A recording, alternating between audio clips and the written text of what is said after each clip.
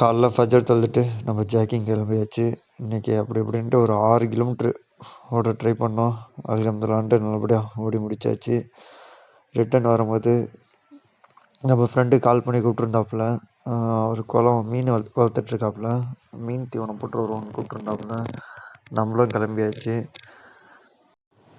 2000 மீன் குஞ்சுகள் கிட்ட வளர்த்துட்ருக்காங்க.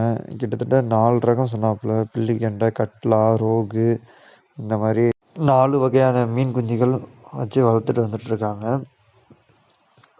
நம்ம அப்படியே மீன் தீவனம்லாம் போட்டுட்டு ரொம்ப நேரம் வெயிட் பண்ணோம். கொஞ்சம் கொஞ்சமாக மீன்லாம் தெரிய ஆரம்பிச்சிச்சு. பக்கத்தில் ஃபுல்லாகவே பருத்தி போட்டிருந்தாங்க. இந்த வயலில் வந்து அந்தளவுக்கு வளர்ச்சி இல்லை. அந்தளவுக்கு கொஞ்சம் கொஞ்சமாக மீன்லாம் தெரிய வர ஆரம்பிச்சிச்சு. அதுக்கப்புறம் நாங்களும் வந்து குளிக்க இறங்கியாச்சு. இங்கேயே வந்து அப்படியே ஒரு குளியலில் போட்டு போவோன்ட்டு.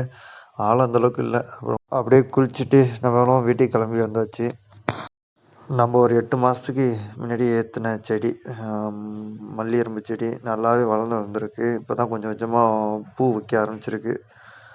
அம்மா அதில் வந்து கொஞ்சம் கட் பண்ணி விட்டுட்ருந்தாங்க, சீக்கிரம் நல்லா வளரும்ன்ட்டு.